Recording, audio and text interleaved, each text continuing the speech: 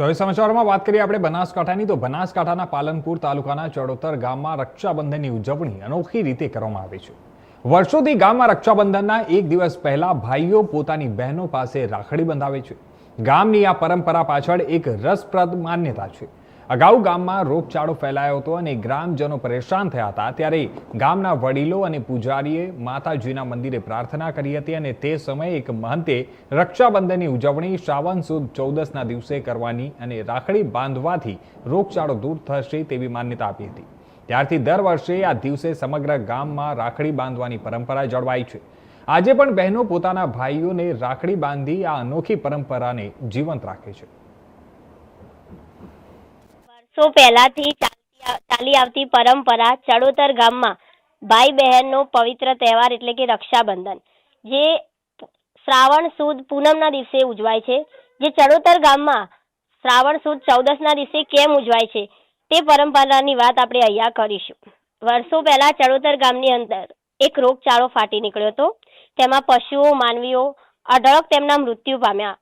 પશુઓ અને માનવીઓ જ્યારે મરવા લાગ્યા ત્યારે ચડોતર ગામની અંદર એક સંત સાધુ પધાર્યા। ચડોતર ગામની અંદર એક જૂનું મંદિર છે ચામુંડા માતાનું। ત્યાં સાધુએ સમગ્ર ગામને ભેગા કર્યા, ચડોતર ગામના તમામ લોકોને। ત્યાં તેમણે એમ કહ્યું કે હવે ચડોતર ગામના લોકોએ એમ કહ્યું કે અમને અહીંયા હળ બતાવો આ રોગનું। ત્યારે એમને કહ્યું કે તમે એક માનતા રાખો કે એટલે પછી ગામના લોકોએ એમ કીધું કે માનતાનો સુઝાવ પણ તમે જ આપો સંત મહારાજને। સંત મહારાજે કહ્યું કે રક્ષાબંધનનો પર્વ જે શ્રાવણ સુદ પૂનમના દિવસે ઉજવવામાં આવે છે તે તમે લોકો 14ના દિવસે મતલબ એક દિવસ અગાઉ ઉજવો, તો આવી માનતા તમે રાખો તો તમારું આ સમસ્યાનું હળ આવશે। ત્યારે ગામના લોકોએ કહ્યું કે અમે આ રોગથી ગ્રસ્ત છીએ, પીડિત છીએ, તો આપણે આ કરવું જોઈએ। ત્યારે તેમને માનતા રાખી કે શ્રાવણ સુદ 14ના દિવસે એટલે કે રક્ષાબંધનના એક દિવસ અગાઉ અમે ગામના દરેક લોકો આ રક્ષાબંધનનો તહેવાર અગાઉના દિવસે ઉજવીશું। ત્યારે પહેલી જ વાર જ્યારે એમને આ ચાલુ કર્યું ત્યારે રોગચાળો દૂર થયો, ગામ સમૃદ્ધ બન્યું અને લોકો ખુશહાલ થયા।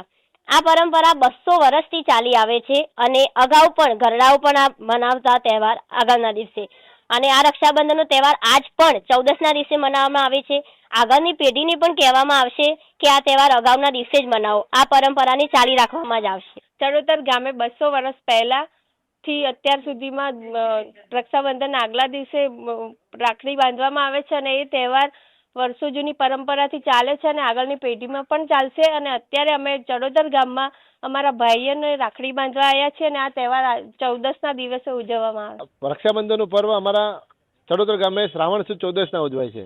ભારતની અંદર શ્રાવણ સુદ પૂનમના દિવસે દર વર્ષે હોય છે અને આ ગામની અંદર શ્રાવણ સુદ 14ના એટલા માટે છે કે અમારા વર્ષોથી અમારા વડવાઓ આ પરંપરા ચાલુ રાખી અને આ પરંપરા અમે પણ આ ચાલુ રાખીએ છીએ। એનું કારણ છે કે આ ગામની અંદર કોઈ મોટી બીમારી આવી હતી, રોગચાળો આવ્યો હતો।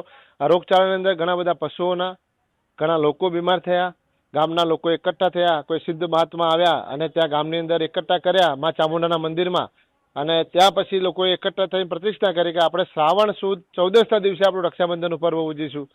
એના પછી શ્રાવણ સુદ 14ના દિવસે આ રક્ષાબંધનનું પર્વ અમારા ગામમાં ઉજવાય છે। આ પરંપરા અમારા વડવાઓ પણ સમયથી હતી અને એના પછી ગામની અંદર જે બીમારી હતી જતી રહી અને આ ગામની અંદર સુખ સમૃદ્ધિ આવી અને આ ગામની અંદર અમે પણ 14ના દિવસે એટલે શ્રાવણ સુદ 14 એક દિવસ અગાઉ અને અમારા વડવાઓને પણ અમને કહીને ગયા છે અને અમે પણ હવે અમારી આવનારી પેઢીને અમે કહીએ છીએ। અમારા ગામની અંદર બધી બહેનો આજે પોતાના લાલકવાળા ભાઈને રાખડી બાંધવા માટે આજે દરેક બહેનો ગામડામાં આવી ગઈ છે અને આ રક્ષાબંધનનું પર્વ અમારા ગામમાં તમે જોઈ શકો છો હર્ષોલ્લાસથી